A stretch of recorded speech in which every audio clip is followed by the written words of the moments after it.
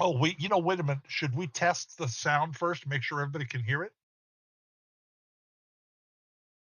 Yeah, it's fine. Tell me if anybody doesn't hear the music start. Tell me. Everybody hear it? Yep. Sounds like everybody can. Okay. Yep, I hear it. Let me stop it and we'll start it again. All right, Eric, whenever you're ready. Hey everybody, Eric from the Mature Minded Gamers Group, and we're back with another episode of the Fayde campaign ran by our DM Dwight. This is episode 10. We're starting book 2. Dwight, go ahead and take it away. Book 3. Book 3, excuse me, sorry. There we go.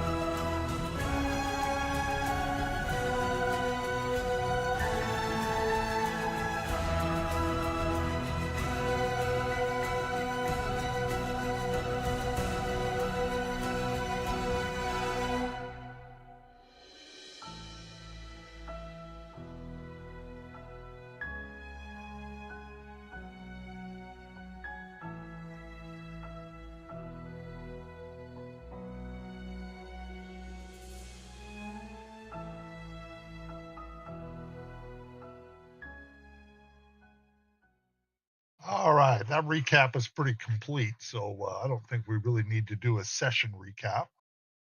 Agreed. So let's... Nicely done, nicely done. Yeah. Reminds me of those old-time TV shows where they had, like, a long introduction. Like, me and the kids watched a movie, I don't know when it was, from, like, the 80s or early 90s, and they're like, what are they doing at the beginning of this movie? They'd never seen anything like it where they actually took their time and showed everything. Right. And like I said, it would get annoying to do that every session, which is why I sort of save that whenever we do, a book is when I do them. So, yeah. So you guys have just come out of the ancient dwarven outpost and came down, and the last thing that happened is that Rowan found the message left by Jana on a tree, which I can redisplay that message if you wanted to see it again. It's up to you guys. I could find it if you're interested. If I recall, it's simply just that she's headed that direction, and if anyone Yes. survived, can follow her. Right. And you can see the tracks of a wolf from where the message was heading due east toward, you can see a river in the distance. Okay. Makes sense to head towards the river, I think. Jana had obviously spent some time near this tree. The ground has elvish footprints, difficult to discern as the steps are light, but they are there. They lead along a river toward the channel to the mainland. Of course, what you're seeing now is wolf steps.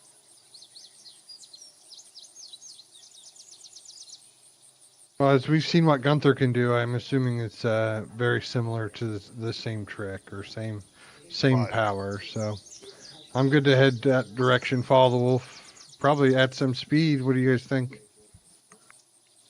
Sounds Yeah. good to me. From Right a on small your trail. hilltop, you can see across the wood the channel between the grove and the mainland in the distance, perhaps a half a day away. You can also see the path toward the old temple in the town of Woodbridge, much further to the north.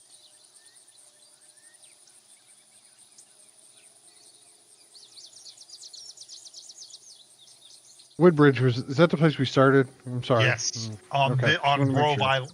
On Grove Island, yes. You know what? I'm going to go ahead and show this since you were on a hilltop and you can see the huge channel ahead of you and the forested area beyond.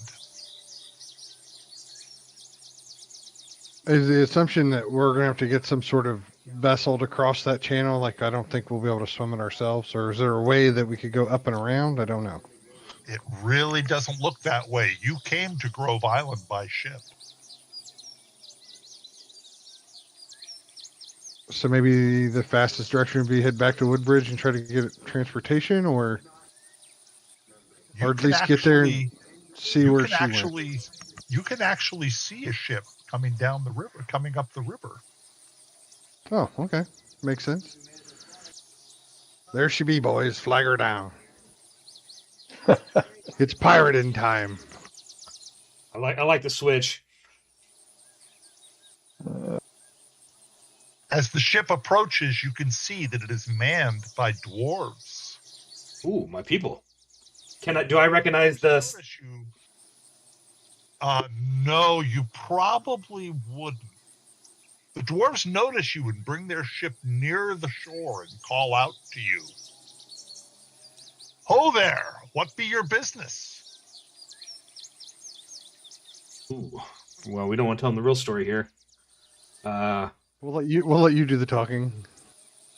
Well, I'm just going to tell them that we're tracking down a thief, and we would like help crossing the river if they don't mind. The dwarves all huddle together for a while.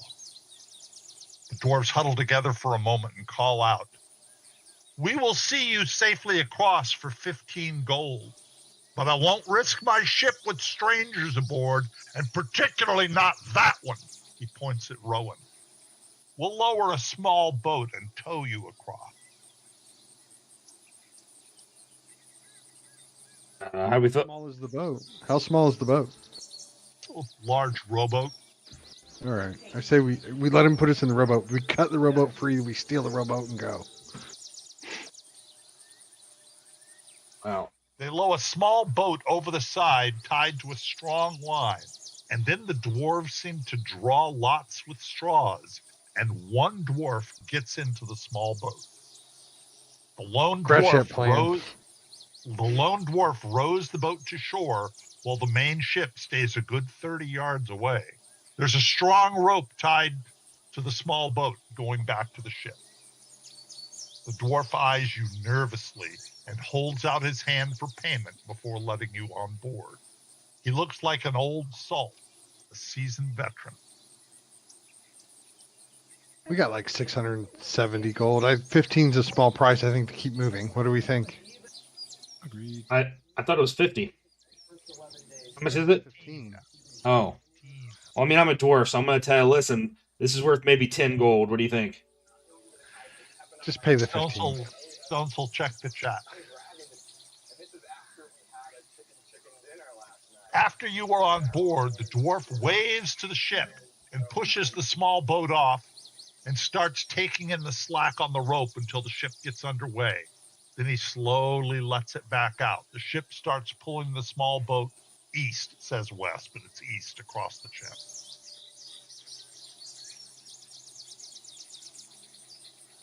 So, I recognize him as a hill dwarf. I'm going to tell the gang. They're real dumb. We can give him 10. He'll think it's 50. 15. I'm going to respect his bigotry and sit as far back in the boat as possible. Hill dwarves are not dumb. They're merchants. He tells you the name is Gidlick. We're delivering cargo to crossing. He constantly watches Rowan as if half expecting to be attacked. I'll just keep my hands up the whole time. I'm going to say, listen, I know he's a dirty elf, but he's here to help me.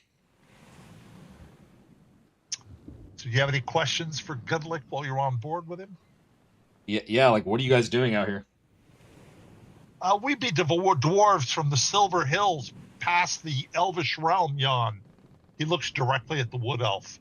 Our last cargo sent us south to the village of Bumblefor. Now we're returning to crossing with a good load of grains and other halfling goods.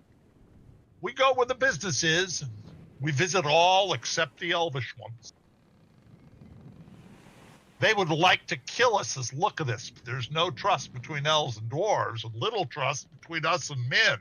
Bah, even the dwarves of the Iron Fastness trust us not. Closed their gates to us long ago.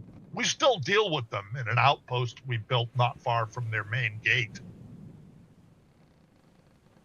Do I know anything about these Iron Fastness dwarves? Only what you've learned from the books, that they closed their doors to everyone a couple 100 years ago, that they shut down the Iron Fastness and they don't deal with anybody. That was sometime after the High Elvish Isle sort of closed themselves off from the world as well. The only dwarves left are the dwarves of the Silver Hills.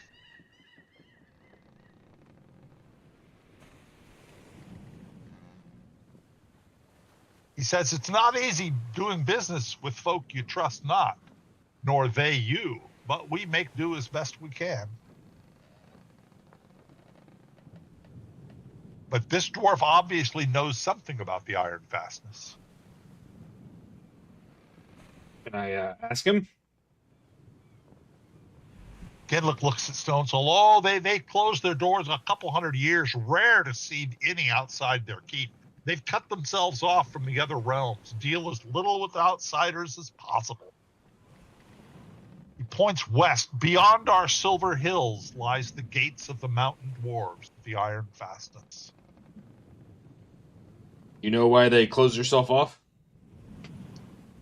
No. He said there was some rumor says that there was some huge argument between them and the other realms. He says, we don't know. We're merchants. We don't have any wars for territory, or many, I should say. You start approaching the far shore, it looks very dense.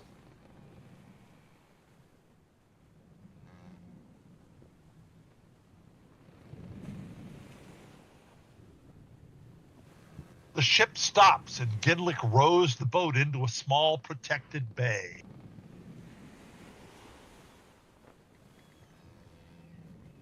and within about 10 yards of the shore. The water looks very shallow here. Gimlick says, "This is as close as I get. It's not more than knee deep here. Best of luck to you." He says, I can't touch these shores. If I do that, it might start a war.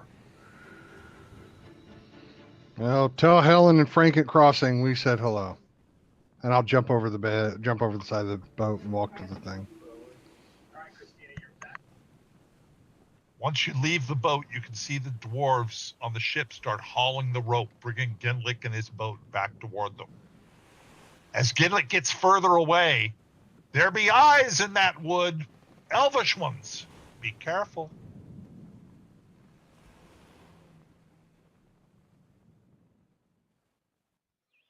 You're on the land.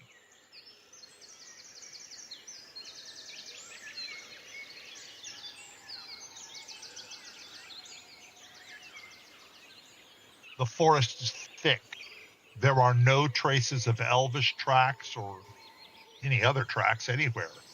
It may be only the warning of the dwarf unsettling you, but it feels like eyes on you, behind every tree, past every bush. There's a river. No tracks, no wolf or anything where a ship may have pulled up earlier? No, however, being a thick wood, it's not surprising. Okay. There is a river, very slow moving and very quiet. The river goes west and a little south into the forest. I say we follow the river. At least that way we only have one side of us to worry about. We'll see what's coming from the other side. We don't notice any tracks, do we? Can we do a check? No, you don't see. You can do a check. Do a perception. Anybody who wants to check, do a perception.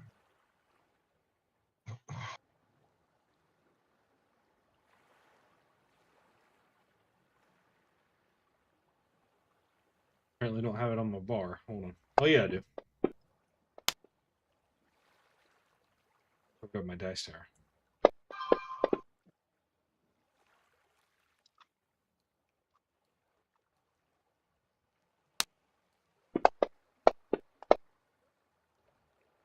Nice roll. Stone Soul, you don't see tracks, but you see a trail. There's a trail here, not far from the river, just barely visible, heading mostly westward into the forest. Can I tell, like, is it like an animal, like a cart trail? Looks like feet have been on this trail. Like tiny feet, like an elven foot, or like... Yeah, well, elves aren't tiny, but yeah.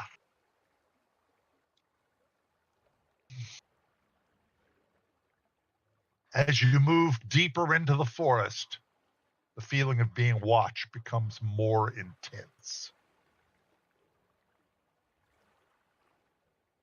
I'm gonna ask Rowan if he senses that, and if he knows, like, do we need to do anything? Do we need to call out? Why are your people doing this? I'll be honest, I'm not that kind of elf. You've probably spent as much time in the woods as I have, so let's see. Hello? Is anybody out there? We mean no harm. We're just looking to help out. And I'll kind of say that loudly. Yeah. A voice calls out in Elvish. Hold! An elf steps out from behind a tree. They said hold, everybody. Hi. In Elvish, in fact, I'll say it in Elvish.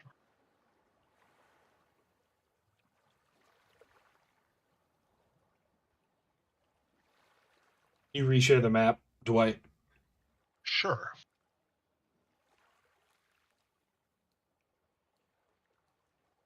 Thank you. In Elvish, I'll respond, you're not who we're here to fight, so our weapons will stay down. And I'll just tell everybody, stay calm, chill out, relax.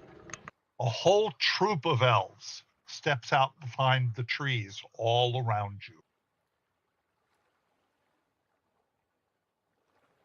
Hi, everybody. How's it going? Yeah, he is speaking directly to Rowan. Says, what is your business here? We're trying to find a friend who needed some help. She left us a message on the other island to head this direction, so we're just And who yeah. is she? Druid apprentice. I'll look kind of at Gunther. Is that the right term? Apprentice. Jana, maybe you know her. Oops, wait a minute. I'm sorry. No, this is incorrect. Okay, I'm sitting here in Elvish, and this is his response.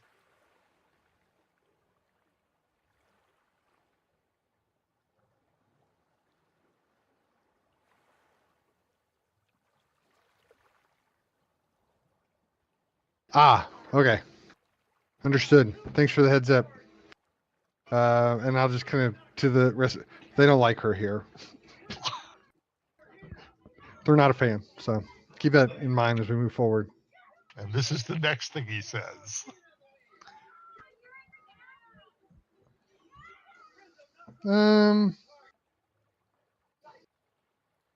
Okay.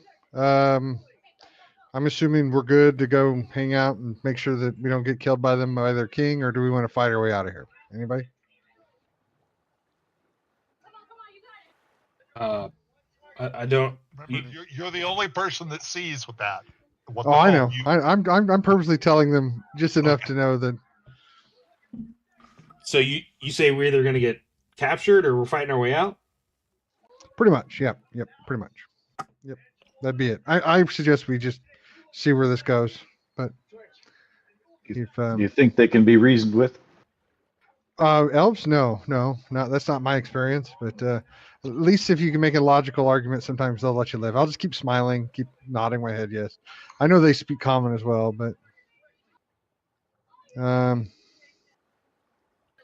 yeah, I mean that's our best chance. We know that's where Jana is. So if we're gonna head that direction, that's what we need to do.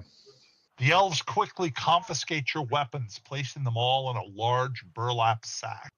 They bind your hands behind you and put black sacks over your head. The trek is long and boring. You can see nothing with the bag over your head, and you walk for miles and miles. The elves do not travel quickly, but they only take 4-hour breaks and travel day and night with only short rests. It is hard to determine how long you've traveled. There's an elf leading each of you with a short rope. To their credit, however, they do stop to help you over any obstacles when you finally arrive at your destination. You are tremendously tired, but have no cuts or bruises from the trip. They did lead you well through the forest. At the end, you are climbing some kind of stairs. You seem to climb quite a hot while, several stories high.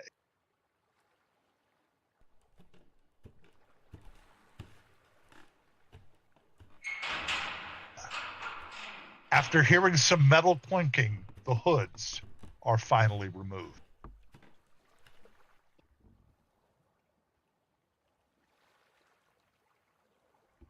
Well, this is a conundrum. I didn't know we used iron.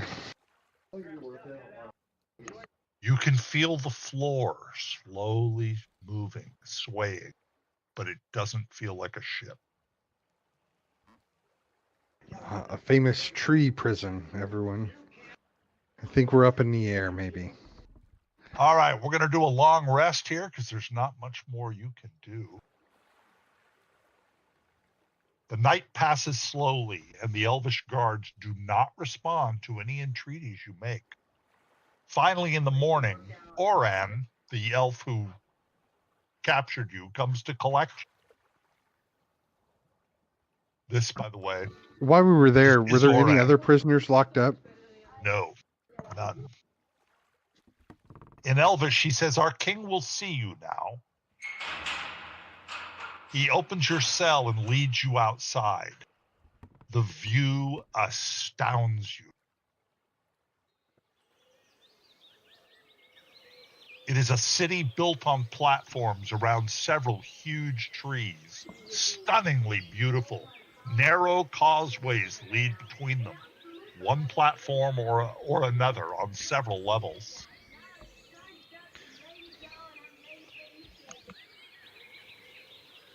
Just a moment. Can we get an idea which way the channel is from here? My assets.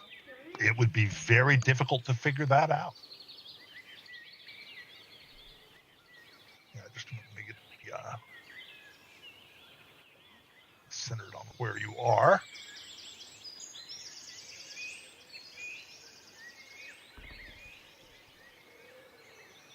Okay, everybody see the party?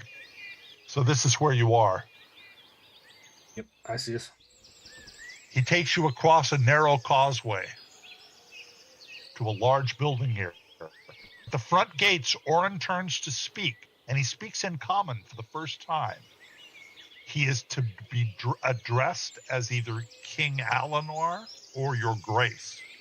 And he looks at all of you and he says, I advise Rowan only to speak, unless he addresses one of you directly. It is unwise to challenge his judgments. His guards open the door to a magnificent sight, a long hallway with a dais raised among the branches at the far end. Upon the dais sits a throne. Elvish voices are singing, and the sound constantly drifts into the hall. Let me get things set up here.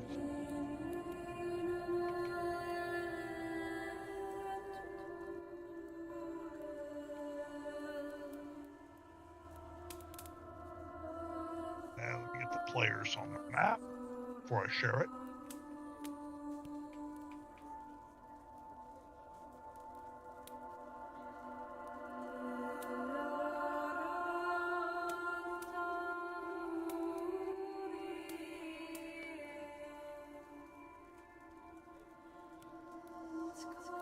There we are.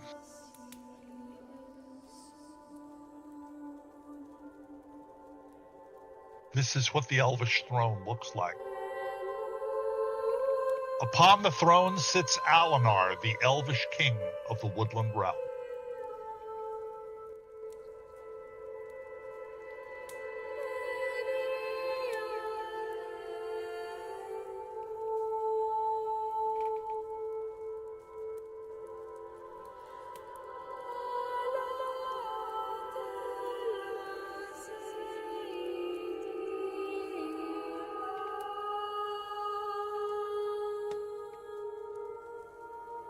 When you reach the foot of the dais, King Alanor holds up his hand, and your guards stop you. And what shall we do with unwelcome guests, trespassers with unknown intent? Your Grace, the first thing I think I would do would be ask our intent if I was you. What is your intent? You see a smile on his face as if he already suspects he is. Oh, we've been on quite the journey, crossing several islands and spaces and ships and seas and so forth. And we found ourselves here on your fine island, just looking for someone who we assumed needed some help, but maybe did not. Someone? He looks at you, his eyes raise. Someone who my friend Gunther was more associated with than the rest of us. We were just trying to be good friends and help him out. He chuckles. Ah, my kin, if you can call her that, which you pursue, or I am told. What is your desire with her? Why would I aid you in your quest to chase her down? Your Grace, she asked for help, and we responded in kind. Due to a travesty that happened on the other island with some of her adopted kin.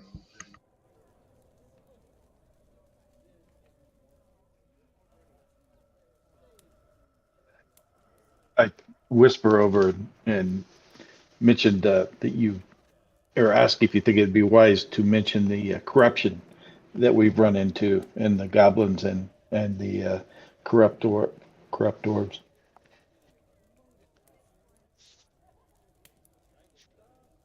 I just nod. Yep. You're not going to mention it? Wait, I mean, he we doesn't want to will. hear from me. I'm curious if you're going to mention it to him. Yeah. So that's the tragedy that happened on the other island. She asked for help, and we were just trying to respond in kind. I wouldn't want to tell you anything that you don't already know, Your Grace. Now, I want to remind you guys also what Govan told you. Now, you don't have to do what Govan told you. Govan sent you out to warn the kingdoms. I can't remember who Govan is, though. Which one was Govan? Govan was the dark elf that denied your passage across the bridge and told you to go to the kingdoms of the elves and the dwarves and the humans and warn them to surrender or prepare to destroy. Right, yeah. Okay, I remember that now. And she Surrender. obviously was in somehow behind Fayde. Yeah. Yeah. Okay, so Govan was the dark elf. Okay. When did we talk to this person? I'm just trying to remember on it. It's been so long since we played. I understand. You were chasing them into the ancient dwarven kingdom.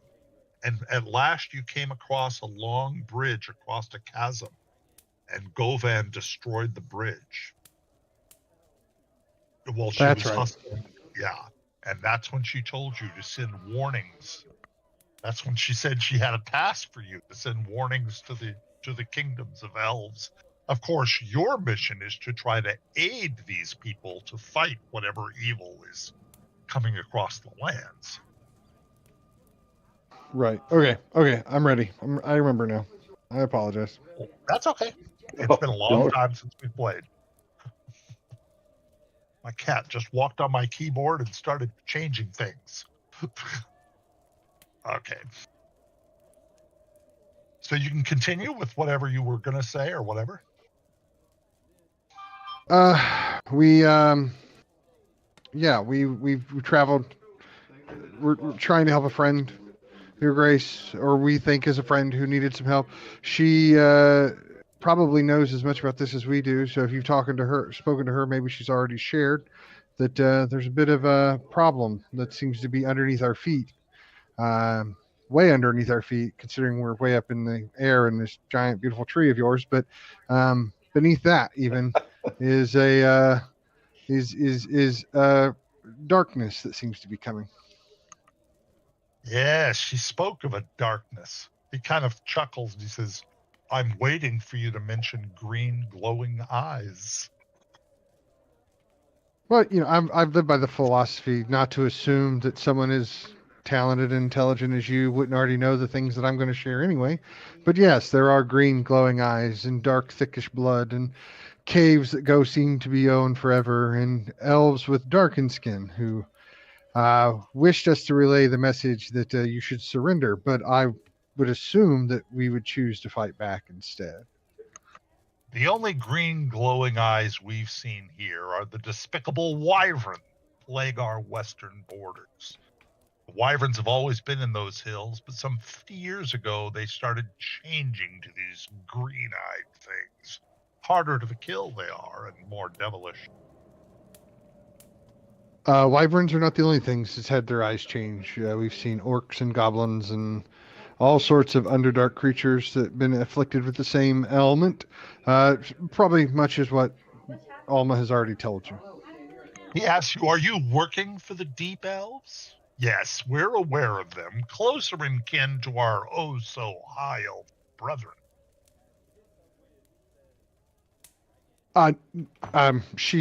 No, we're not getting paid if that's what you're asking. She just barely made a threat, and we were far enough away that she knew that she wasn't going to be able to take care of us then, so she thought she'd put us to our end with words. But I think we're all smart enough to see through that. Enough, he says. I hold in my keeping the person of your pursuit. Jana is here and will remain here under lock for the same number of years that she abandoned us, plus the year her brother has been gone. She has been affected by the same fear as you have, raving about a disease from the deep, a tool to control us, I suspect. Yes, I've heard the word Fayde before in this very room a few days ago. It was interesting to see what you would say about it. It was the same with her. Even that, however, does not distinguish reality from a plot. And now you come here with another of these tree worshippers. He looks at Gunther. Another of these tree worshippers in your midst that would preach appeasement of our enemy. Yamna claims the druids are gone, destroyed by the powers of the deep. And yet here within 3 days, another one enters our realm. Laughs. Still, I do not believe you crossed our borders to cause us harm. And if your intent was to harm or take from Jana what you desire, she's not really one of ours anymore. She's one of yours. He points at Gunther. Hence, I will let you live. As to your message from the deep, they are in their own conflict and have little time for us. I will not fear them until I see them, which I deem unlikely. Access to Jana, however, I deny, nor will you speak with her, unless you perform what I desire. We have killed several wyvern, but we dare not seek them in their lair, as it is too close to the Silver Hills, where the filthy dwarves live. He looks at Stone Soul. Our entering there would start a war. Root the wyvern out of their lair, and I will grant you access to our former kin. I'll even release her from our judgment if you bring to me the head of the mother wyvern that spawns this onslaught. Like as not, I will not see you again. So be it. Run away if you choose. But if you enter our realm again without performing the task I set, then my next judgment will be less merciful. Stand tall, dwarf, he laughs. You're the first to enter our realm and leave alive for nearly 100 years. Let it not be said the woodland elves are merciless. He turns to Orin. See them to our western borders and return their effects to them. Show them the road to the Silver Hills. I suspect they will have little trouble finding the lair if they choose. And you are escorted out of the Elvish halls and down to the forest below. See, boys, we're not dead.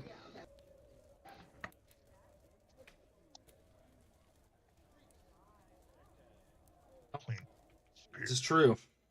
Though I wish I would have had my axe in there. Would have got out another way. If we find our way back, maybe I'll help you with the axe on that tree. Orin, the elf who first captured you, seems a lot more friendly than he did before. Orin and his troop take you to the west in the forest this time without binds or bags over your head. The trail is much more used and obvious. Yeah, this is Orin. Orin, can I ask you a question? Certainly. Have you fought these wyvern before? We have killed some of their young that have attacked our forest, yes. Have you fought them before their eyes changed? Yes. They're more difficult now, more cunning. Why do you think their eyes have changed? That I do not know. Do you realize that other animals' eyes have changed, or is this the only one? I have not seen. But I don't know. Do you want to come with us? Oh, he says I can't do that. I have obligations here. I just hope that when it's all said and done, if we do end up bringing a head back of this mother beast, that it'll allow us not only to pull the head of the wyvern out of the cave, but your guys' heads out of the sand. Because if we don't see what's coming at us, it's going to be here before we know it. He kind of chuckles as if he might even agree with you, but he has to be careful what he says. Orin explains that this is the path west toward the human road that runs north, which you could take all the way to Crossing City. It's often used for trade with the humans. He said the north road skirts the Silver Hills, dwarf lands, he scowled. Before the Silver Hills, however, the road goes past an enormous tip of the Lornish Desert. There's a lone peak there, and that is where you will find the wyverns. Why the dwarves have done nothing about this is unknown to me. The wyvern are closer to their lands than ours. If you decide to fight the wyvern, be cautious. Their tail venom is terrible. Many that we have killed marauding in our lands were young, smaller ones. They must have an adult male and female, but we have not seen them. When we pass this way heading toward Crossing, we move quickly to get past the Silver Hills as quickly as possible. And we have to travel no more than a pair of us, lest the dwarves consider us a threat. I would not blame you if you decide not to fight the wyverns, but that is your choice. Do not return here. King Alinar is merciful but once. He looks at Stone Soul. That he let you live is an astonishment to me, but I suspect he thinks you too are an outworlder, not of the Lornish lands. Hence, not a part of our conflict. He recognized you as a mountain dwarf, a kind unseen by us for nearly 100 years. For you to be walking around is a puzzlement, but your gear is not of the iron fastness, so outworlder you must be. You finally reach the end of the deep forest and see the road going north through the forest hills. Orin points north. That is your path through the forest hills and into the plains. When you reach a great dead tree, you are on the edge of the desert. And that's where you would turn west. The peak will be visible from the road. If you don't go after the wyvern, then north beyond that is a split in the road. North goes toward Crossing, and west into the Silver Hills. They will probably not see a lone elf as a threat, but I would not claim to know the minds of dwarves. Cautious. Here we must depart and return home. I hope the next time we meet, we do so as friends. One last question before we go. Certainly. Let's say we bring this head back. Like, any chance we're going to get double crossed, or that Orna would still not be released? Alinar is a man of his word. If he says he will release Jana, he is an elf of his word. Okay. We don't lie, even to dwarves.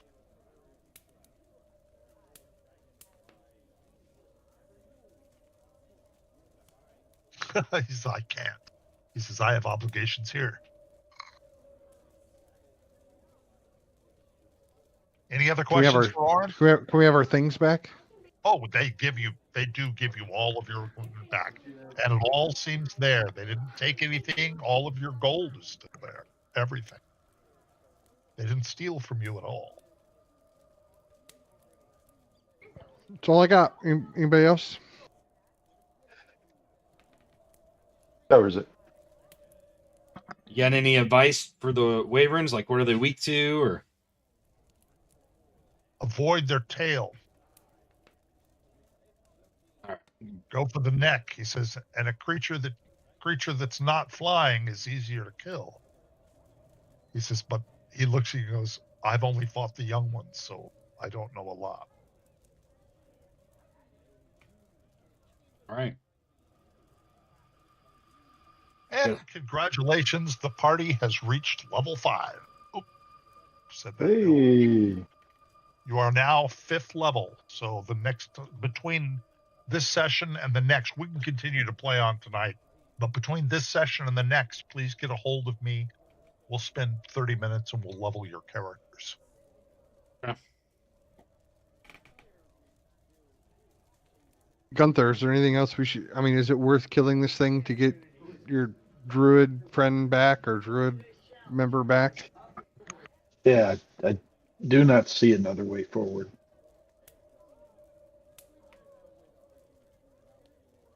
I'll go home and have a warm meal. You are such a credit to your race. He really is. All right, just a moment. We need to switch maps here.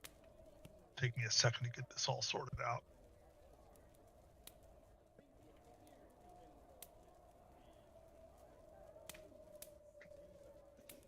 The trying to keep the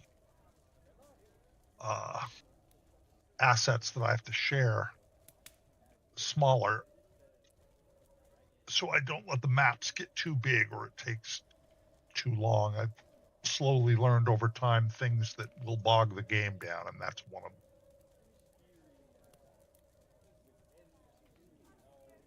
them. Okay, it's about the same. All right, sharing a new map. You guys can get rid of the old map.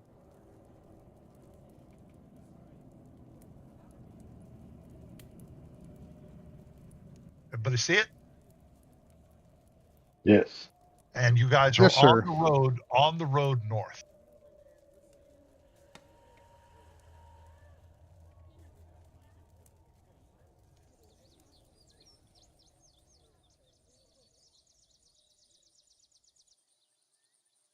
All right, just this.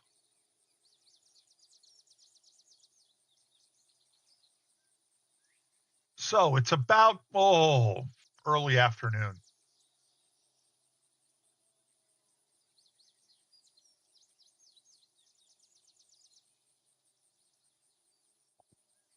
Well, we have to decide.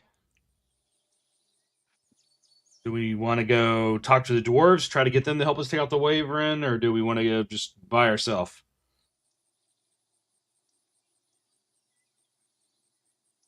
They didn't seem all that helpful on the seas.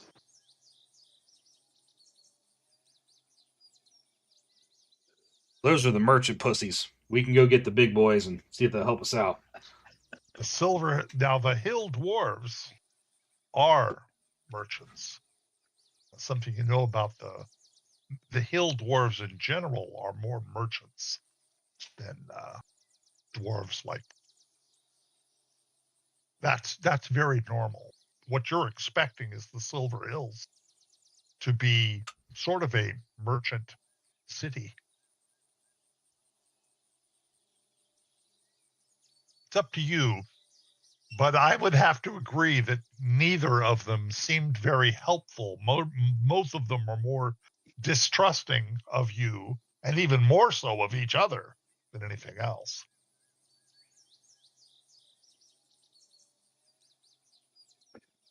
We may have to prove ourselves before we have any sway with these peoples here, the dwarves or the elves.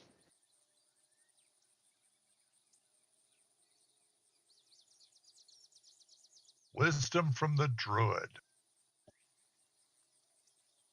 Or was that the halfling? Nope, the druid. Yeah.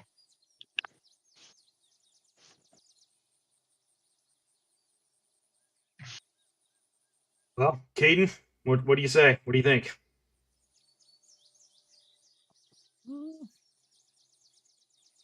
I don't have a strong opinion either way. Let's just go kill the damn thing and get back.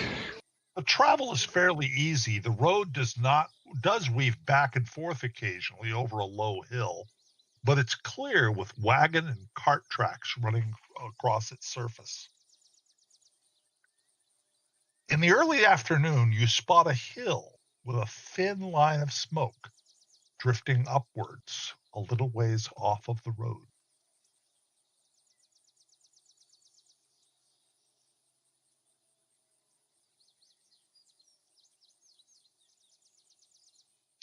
You making that, Rowan? Maybe a campfire. We could sneak up on it and see what's there. I don't think wyverns have camps. I'd rather know than not. Well, let's line up and sneak in there. Let's see what we got.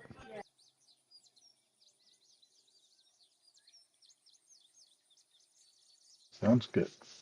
You're about a mile off the road now to the west. as you start to climb the hill.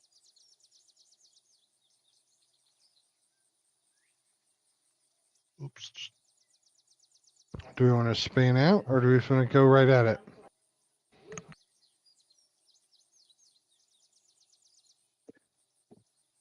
You want to? Does it seem as if the wisp of smoke is coming from the very top, or is it on the backside? Give me just a moment, and I will show you. Let me clear things out a little bit.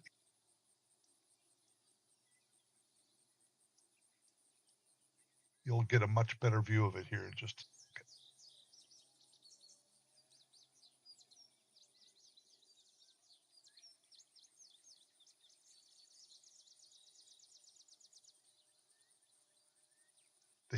The hill is right there, and the smoke is coming directly out of the center.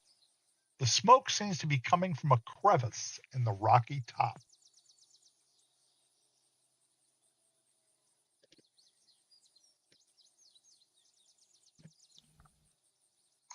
Can we do like a check to see if we see any tracks or anything that might indicate who this could be?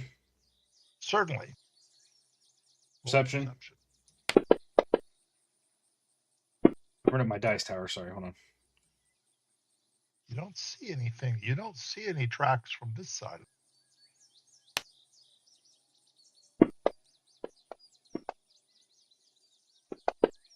None of you do. At least not on this side of it. And do we smell anything? They cooking? They stink? They need a bath? You know, it does smell a little bit like there might be some in the fire. It doesn't smell very good, though. I'm hungry. Let's go. Let's get a little closer and see what we got. Are you going around? You show me your movements. Are you going around the hill or up the hill? I assume you see the hill. As long as we're not going down the hill, we're good. I'm 70 years old. I'm going downhill enough. So if we went around, would it be into the woods or mountainside? Or am I looking at the wrong part? The woods are kind of thin right now. Rowan just stepped up to the base of the hill.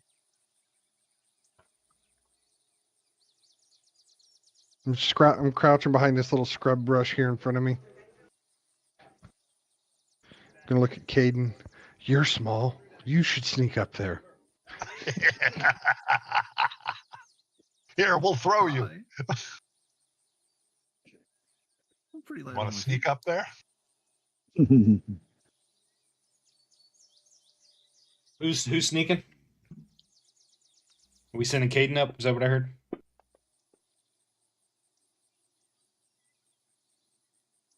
I'll try and go around the edge of the hill to where this tree is to have a little bit more of a cover. Okay.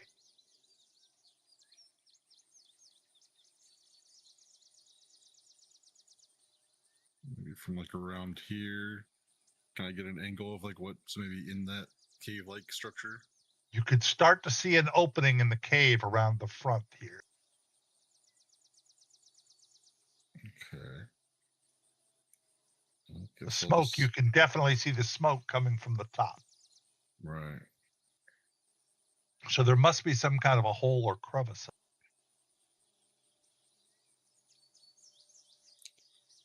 There's no shot I can maybe get any details what's inside from here.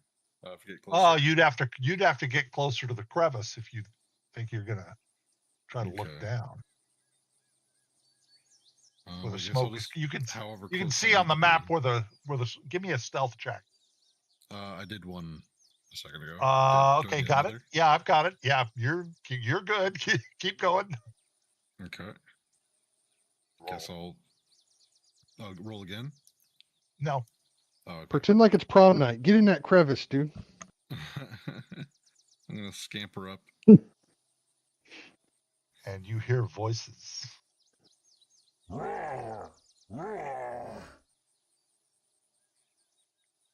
But they're not speaking in a language that you understand.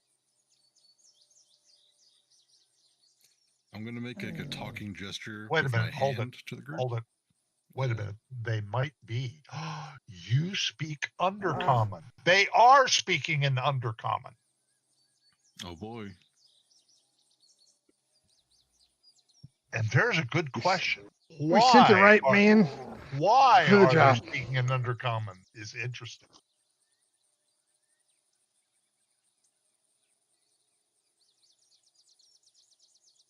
Can you read that? Yep.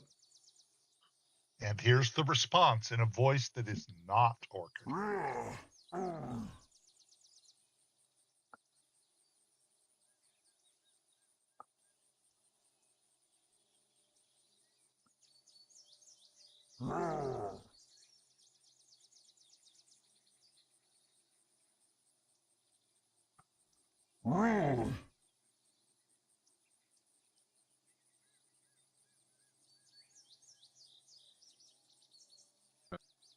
Now, understand that not everybody can understand what you're reading. Nobody else is seeing this. Right.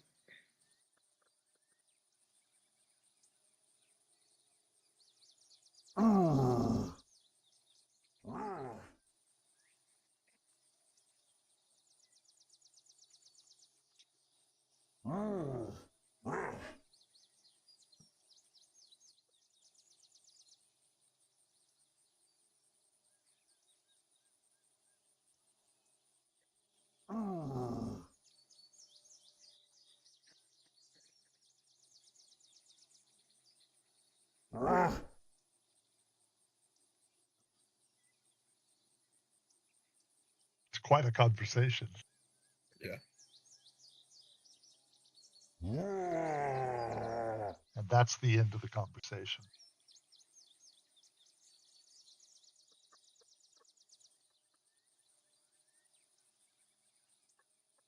When I was approaching, could I tell whether or not that was like just a small little pocket into this hill, or it led like deep?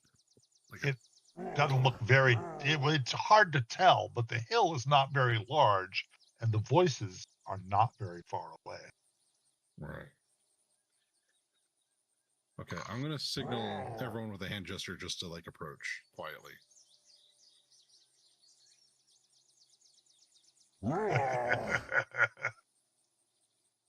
I'm also gonna ready a spell to cast into the hole as they approach. The hole is not very big. Caden, you are likely the only person that could get down. Okay. Is everybody going up there? I mean, do we know what's going on at this point?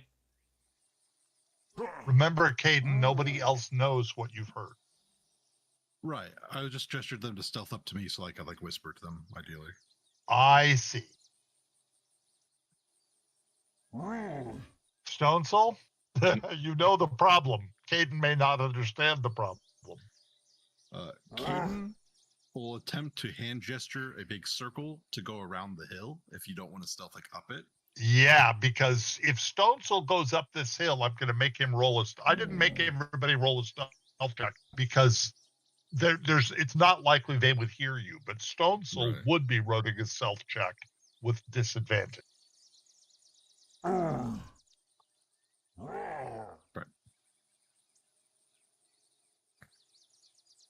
Okay. No, not really. If you're going around the hill, you really don't need to. I'm going to make it shorter. And you can see the entrance to the cave. There's an entrance right there. Okay. So you guys can speak in hand just now. Stone, so just pretend you don't hear what he's saying. Caden, you can tell the others what you've heard. Okay. Quietly, I just let them know the entrance was on the other side of where they approached from. This hole leads directly down. I heard 2 voices, but I don't know the total amount of people. There might be others in there. They are one's probably Orcish. They're speaking Undercommon. They work for Govan. They've been assigned here to corrupt the Wyverns. They're trying to bring the Fayde into the Elvish territory. The Wyverns are kind of like, they have something called like a Wyvern stone, and they're using that to kind of control the Wyverns, but they're not like perfect soldiers that listen perfectly. They're just doing their best, which is why they're on the outskirts, I think. And one of them is not an orc, and it sounds like they're leaving soon. So our best time to ambush them now is now, I would guess, before they leave. Is the gist of it?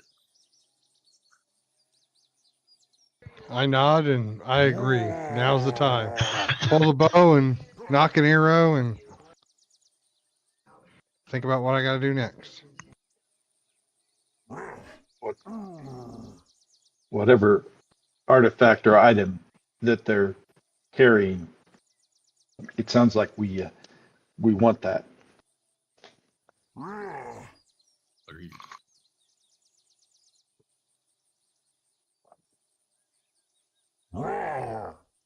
Although it sounded to you like the item he's carrying is horribly dangerous.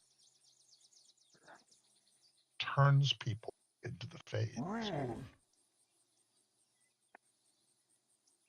Are these pineapples here in front of me, Dwight? Some kind of fruit?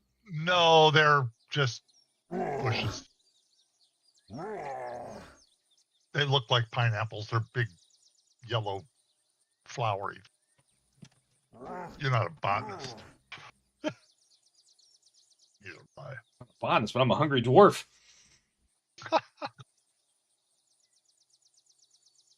All right. So I can see the tracks coming in and out of the cave, I assume, Dwight. Oh yeah, there are all kinds of orc tracks, and one that does not look orcish at all. Hey, Caden. What it look like? Why don't you just say in Undercommon, come on out here, we've got extra food. And when they come out of the cave, we'll ambush them. I was just thinking about... I moved you a little further just so you could see the entrance and what Stonesoul is looking for. Okay. I didn't expect to be whispered at as I was moving, so I'm gonna run back real quick.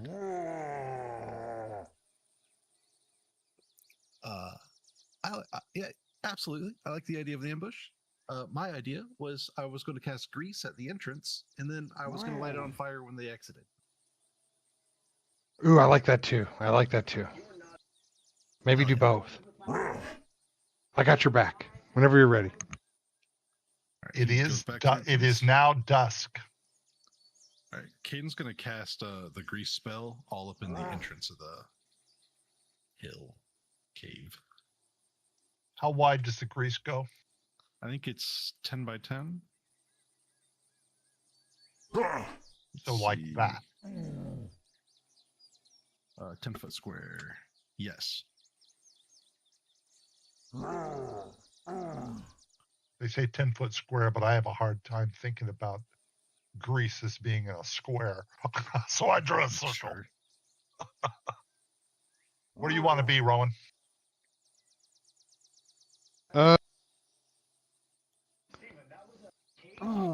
Let me get at an angle here. Can I go like... Oh, I gotta click me. Can I go like over here? Yes. I think the opening is over there.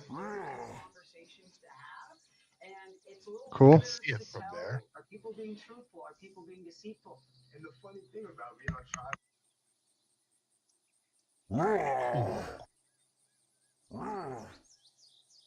All right. So you've got grease cast out there.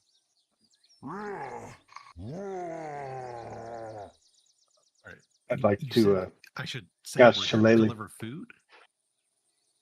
Say that again. That's what I'm thinking. Pavracio's casting Shillelagh. Oh, yeah. Do that. Anybody else have any prep spells that they want to cast before you start? Yep, I'm going to bless the three that are in my range here. Myself, Gunther, and Caden. Excellent. Go ahead and do that. You son of a bitch. The 3 that matter. That's what I should have said. You're out of range. Otherwise, you would have got it. Can Actually, you hit Caden, Rowan, and yourself. Oh, son of a... How did that happen? I don't know, but I would still allow it because Rowan could have come over to get blessed. All right. Sorry, Gunther. That's No, all right. Yeah. We'll keep the heels in mind.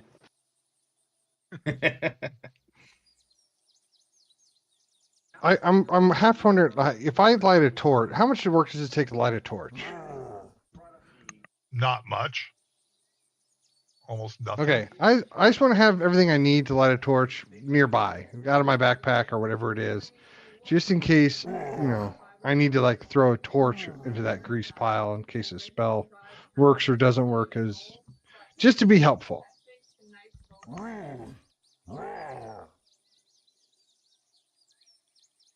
So you're lighting a torch?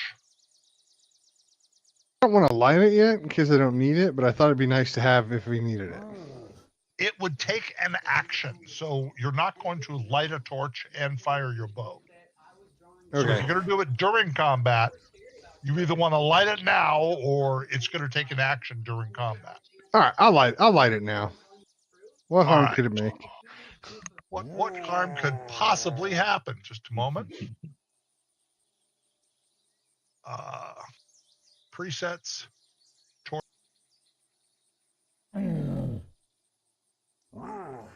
Boom. All right. It is, and darkness has fallen. You're starting to hear some movement within the cave. All right.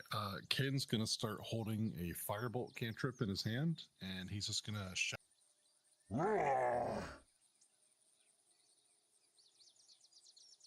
And you hear voices say, "What the heck was that?" And you can hear some scuffling inside the cave. And then an orcish, who here speaks orc? Somebody does. I'm sure. Gunther. Yeah, you hear one say, "There's light out here." And you can hear feet tromping. As soon as any of them step in the grease, I'm just going to light it. Hang on just a moment.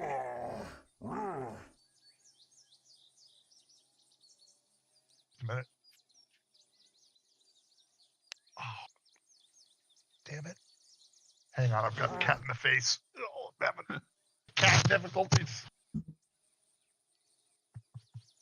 All right, get down now. You guys ever have problems with cat in the face? Oh, yeah. Oh, I'm streaming. All right. You're streaming? Oh. All right. No, this is a cat. I'm talking about an actual cat. Oh, no. Yeah, me too. Me too. Not near as much since the kids were born. You have a dirty mind. I'm talking about a feline. All right. 2 orcs at the entrance of the cave have just stepped into the grease. Do you want to wait or continue? I'll wait until they both take one more step out, and then I'll light it. Can I move out the taunt a little bit? You can move. They, of course, see the movement. It's time to roll initiative. All right, just a moment. I mean, 8's not a great initiative roll, but it's my favorite, my lucky number, so I'll take it. It's really 9, but whatever. All right, just a moment.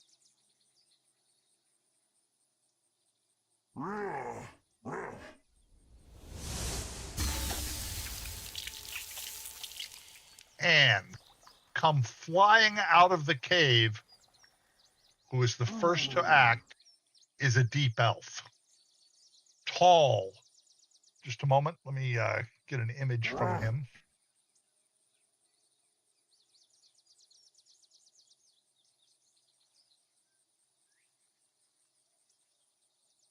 He comes striding out, takes a look at the situation, and casts a spell at Brother Stonesoul. Check out those cheekbones, boys. Dirty elf. Hold it. He doesn't have him targeted properly. Just a moment. Target? Why am I having difficulty doing it?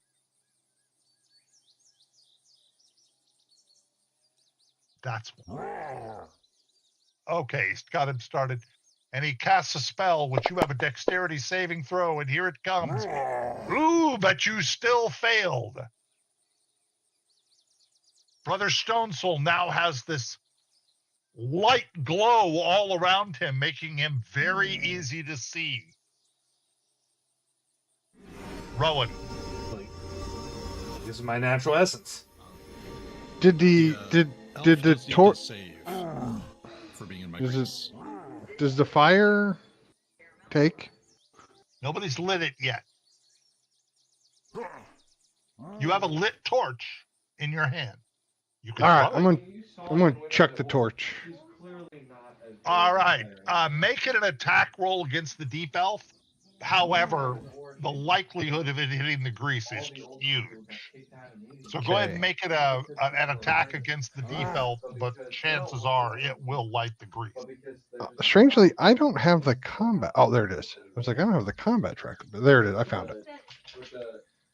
Okay. Unclick Brother Stonesoul. I don't know why he was clicked. So, okay. Deep elf targeted.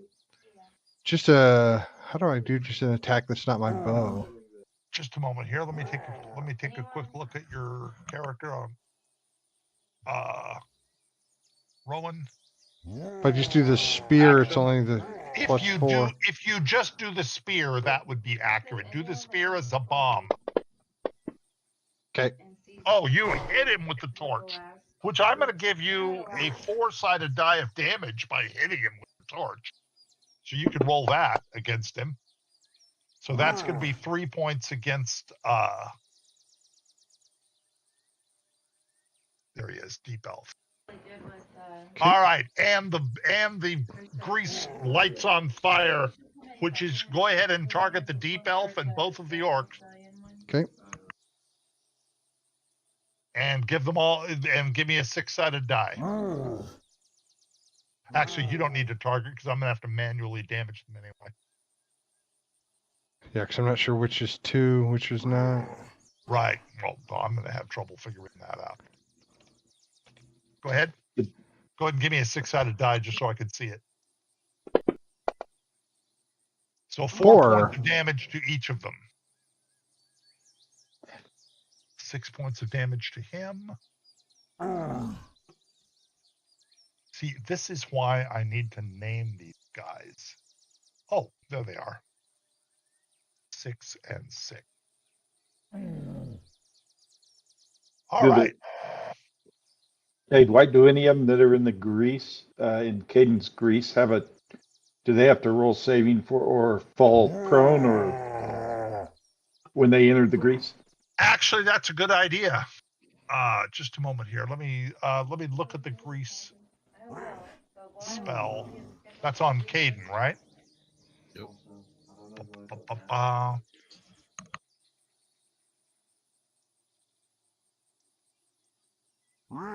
Grease, there it is. So what you're going to want to do is target all 3 of them.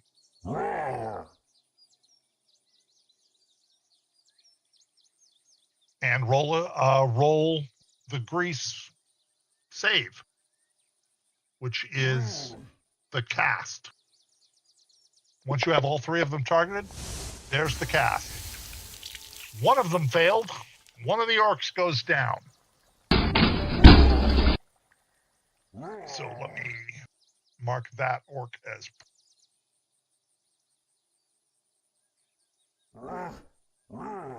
Oh, here, I'll just do it from your character sheet. So this orc goes prone. And I will turn him sideways so you can see which one. That orc slipped and fell down. In the distance where you can't see, another spell has been cast. And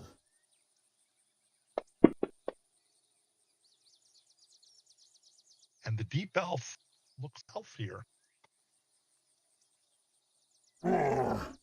Gunther. Okay. Let's see. As far as line of sight, do I need to move to be able to see them? Because I have some shadows here on my screen. Right. Correct. Okay. Let me. And if you enter the grease fire, you will be burning. Noted. Okay. I'm going to cast Spike Growth. Spike growth. Let's see. Into the fire? No, just between myself and them. Oh, got it.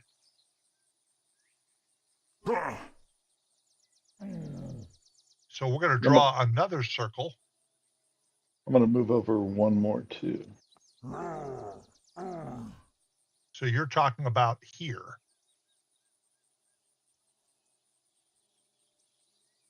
Yes. Okay. That would be your turn. Caden. All right. I am going to target the Dark Elf and just do a second level magic missile. So that will be 4 shots at him.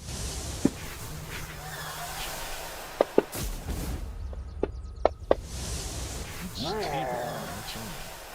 it's concentration, I see.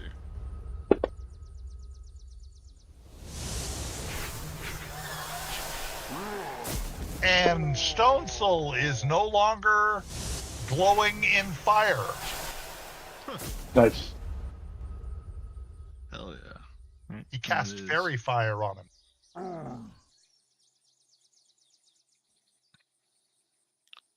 A second orc comes charging through the blaze. All right, you need to Now, make a save real quick. we're gonna do the saving throw on him. Target him. Much larger, more armored orc this time. Total failure. He slips and falls right here. Now, Zomath is prone. Got it. He's prone. And that's the end. That's the end of him. And here comes another one.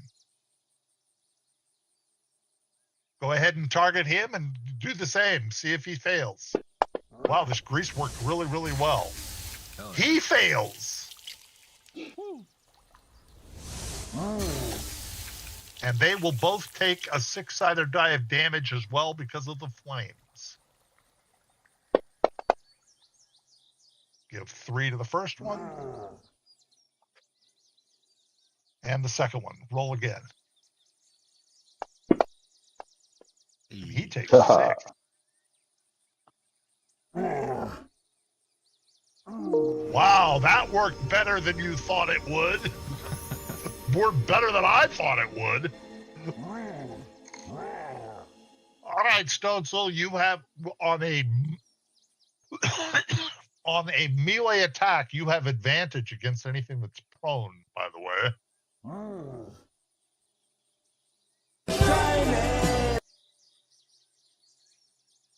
I had that queued up. Did you guys hear it? Say what that again? I had that queued up. When I was all shiny, I wanted to play the shiny song from Moana. I don't know if you guys could hear it or not. But I didn't hear it. But now you made me not shiny, so damn it. I mean, it's a good thing though. All right. Yeah, I'm charging in here. But I want to stay out of the grease fire. So can I attack him from distance or right there? Okay. You could step right there and do a physical attack, and you won't be in the grease fire. Perfect. All right, targeting. Oh wait, he's down, so I actually take disadvantage if I target him with melee, don't I? No, advantage. Oh no, that's range. I'm sorry. Yeah, okay.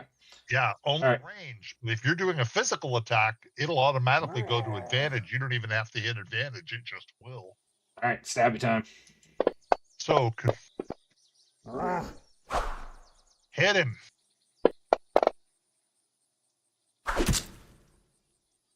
Eight points of damage. All right. Do you have multi-attack yet? No, I think I get it at 5, wasn't it? I think so. When we level myself up. Yep. This orc stands up. He takes, I'm going to go ahead and roll it myself. He takes a 6-sided die of damage for the fire. Nice. And then he tries to move out, but he's still going to have to take that saving throw. So, Caden, go ahead and target him and do the grease on him and see if he falls again. And he fails! Oh my God! Hell yeah. He's prone again. This orc is not prone. Go ahead. I'm going to give him a 6-sided die of damage for the fire. He takes 5. And Caden, hit him with the grease. See if he succeeds. He succeeds. Comes out and attacks Brother Stone Soul with a great axe. He looks hurt, though. Misses him. And the deep elf.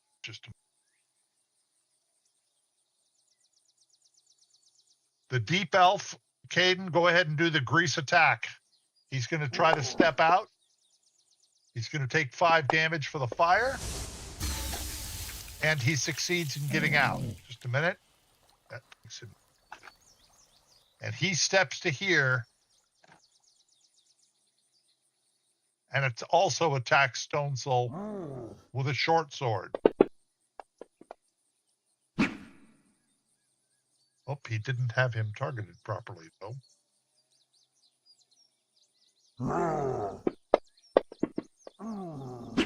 So lucky. Rowan. Hold it. I made an error. Before Rowan goes, the deep elf gets a second attack. Not because of it's a second attack, but he gets it because he has advantage. And still misses Stone Soul. Okay, Rowan. Okay. He needs to take spike damage too. Oh, you're right. Do that now.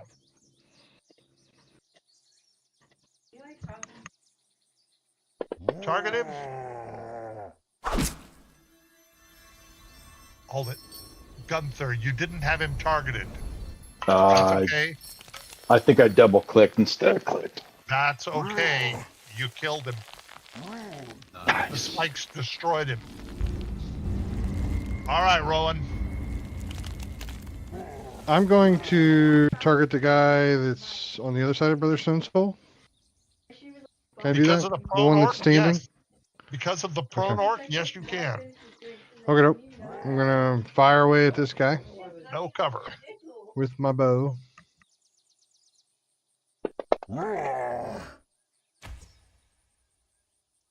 Hit.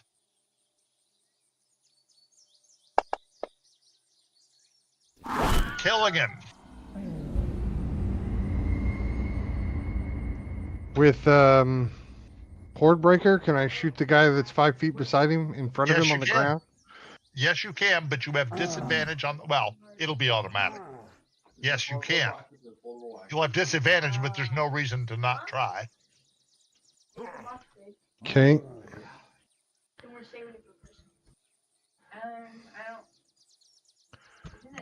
You don't have to hit disadvantage. I believe it'll do it automatically.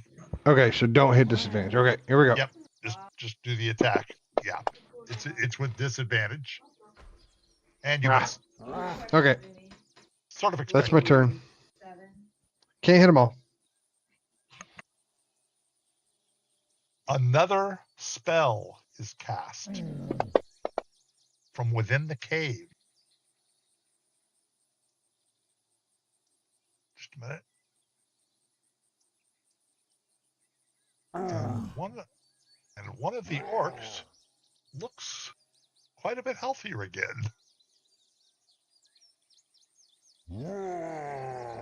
Gunther.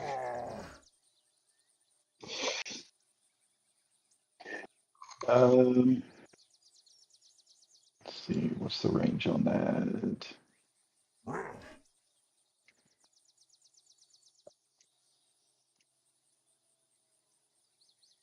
In the Well, I'm dim just- light, Stonesoul, you can start to see there's an orc standing right here.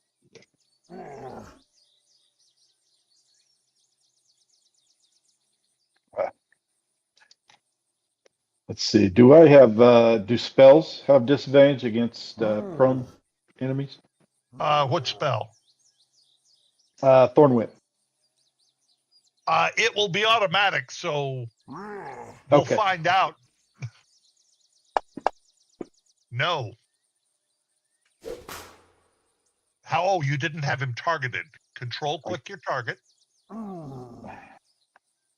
Now let's try the thorn. Okay, is he targeted? Wait a minute, Yes, wait a minute. Yes, he's targeted now. If you look on the combat tracker, you I can see target it now. orc. Okay, now try the thorn whip. Yeah, you'll have disadvantage. But you hit him anyway. Wow. Wait a minute. No, that's considered a physical attack from a distance. So that was with advantage. And that makes sense if you think about it. All right, you hit him with thorn whip. Nice. Let's see. That I'm just gonna stay where I'm at. Caden. Alright, I am going to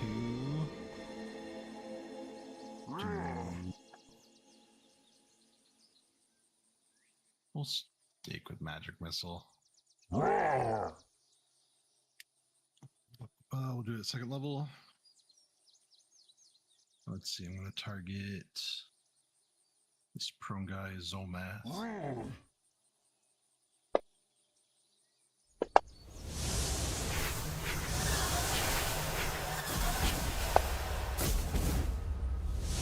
Heavy damage. Now you did that at second level if you cast 4 of them.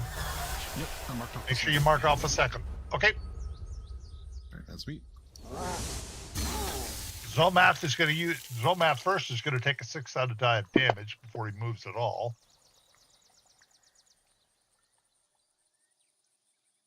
Now he is going to use his movement to stand up and try to step out of the grease. So go ahead and do the grease attack against it as he tries to move through it.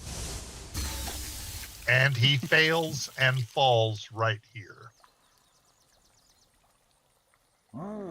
Boy, that grease has worked amazingly. Zogladeth. He is first going to take a 6-sided die of fire damage.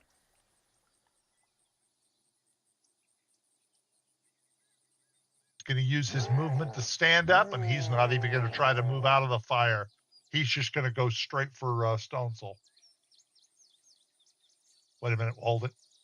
He is no longer prone. Let me get rid of that effect. Wait a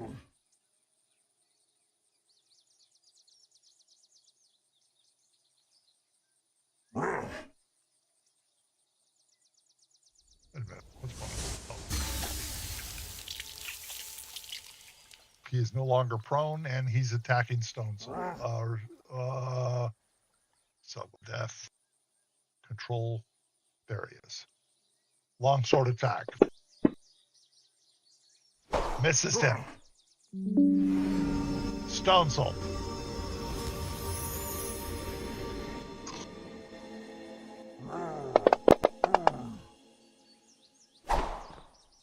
You have yourself targeted, which is why there were so many dice. Untarget yourself. There, now roll the damage. That hurt.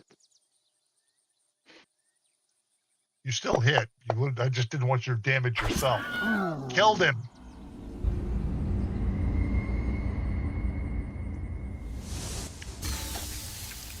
This orc takes another 6-sided die of damage.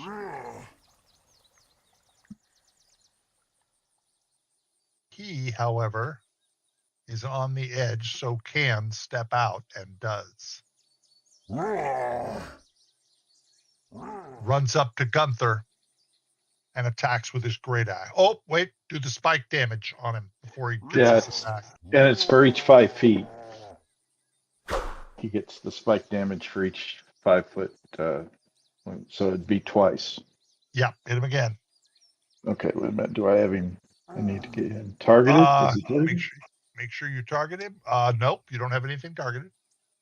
Click on your. There you go. Now you have him targeted. Killed him. For the first step. All right. Good job. Rowan.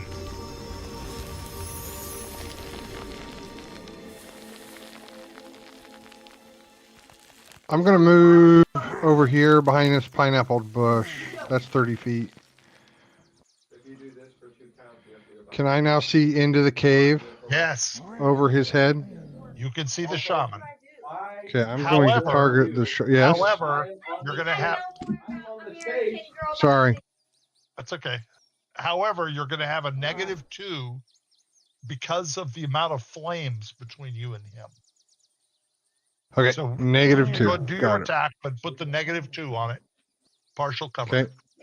All right, go ahead and don't roll your attack.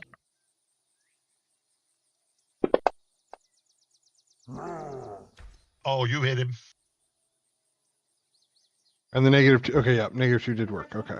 Yep, it was there. Heavy Feel damage. that.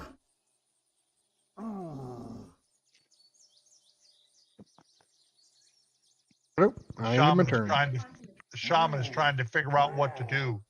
He steps into the grease. Roll the grease attack on him. I'm going to give him another 4 points of damage. He fails and falls to the ground. Jesus, that worked too good. Gunther. Let's just do a thorn whip on the shaman. Okay. Throw click. You have an orc targeted. Untarget the orc. Control click the orc. You have Zomath targeted. I'm sorry. Here, let me clear your targets. It's easier for me to do it. Let me clear your targets. Work. There we go. You had a dead orc targeted. Okay, now go ahead and control click your target. Control click the orc There, shaman. you have him targeted. Sheesh. Where do I see the have him targeted? When you look on the combat tracker, if you look underneath your name, it'll show you that you have him targeted. Do you see it? It says targets Gunther targets orc shaman. You see it on the combat tracker? Okay. I did not have the combat tracker up. Oh, that's one of the things you should always have up in this game. The combat tracker is a big. Nah, I understand. Okay. Anyway, I've got him. Thorn whip. You can always check your targets on the combat tracker. Killed him. Caden. Just gonna firebolt this last dude.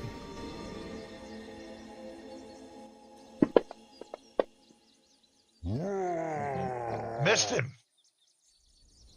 Hard to hit with a firebolt. Yeah. Zomath stands up. Takes a 6-sided die of damage. 6 and dies. Hell yeah.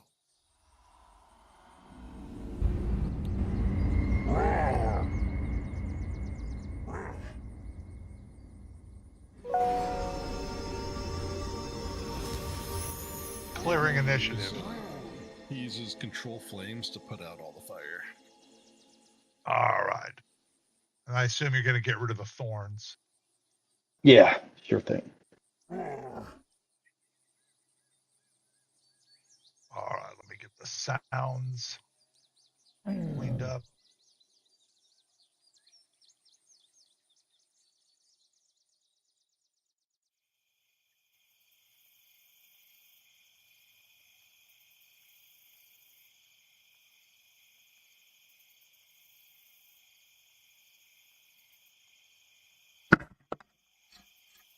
Now there's a pile of orc bodies and one deep elf body.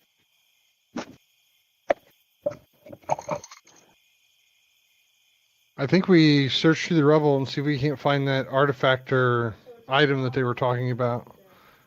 I don't know if we have like a check You for do magic fi- item You ability. do find an item on the deep elf. Just a moment.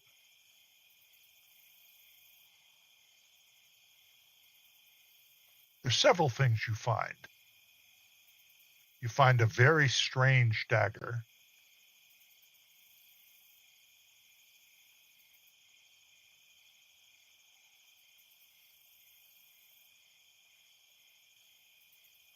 Just a moment.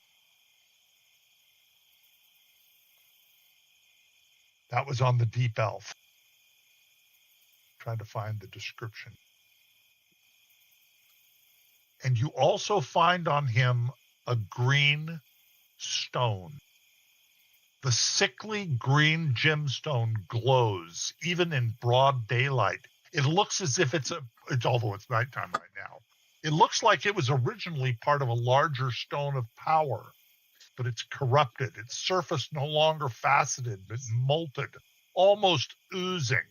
If a gemstone could have a disease, this is what it was like.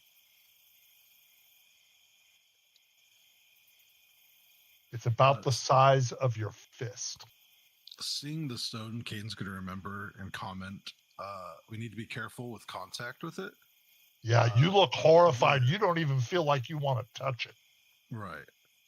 I heard the drow saying that the orc more or less had no choice but being part of the Fayde just for being in contact with that stone for too long.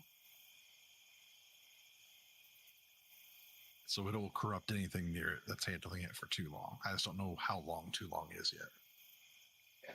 Wonder if there's a way to shield its effect. There is, but you have to be 5th level to be able to pull it off. So this is actually an excellent time. I know it's kind of short to end the session because there's not a lot you can do about it. There's a little you can do about it, but not a whole lot until we level your character. Sounds good to me. Okay. Yeah. It's going to require one of you is going to have to take the spell to spell magic.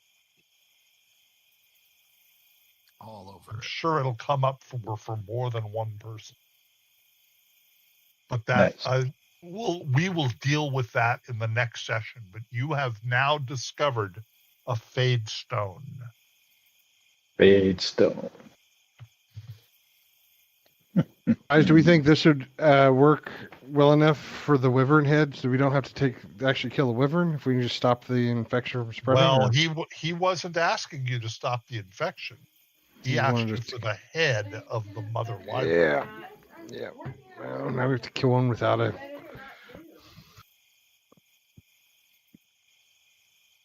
But the Fayde stone, it looks and feels just horrible, evil. Brother Stone Soul, there's something you sense about the stone. There's something you know because you're a mountain dwarf. Did we ever talk about dreadstones? I don't think so. In the lore I have given you, the one of the main reasons that the dwarves of the mountain realms go into the deep is to find what's called a dreadstone. Dreadstones are very easy to put magic into, and a lot of dwarven trinkets and so forth that are considered magical, their basis is in a special stone only found in the deep called a dreadstone. There is no question in your mind that what you're looking at here is a deeply corrupted dreadstone.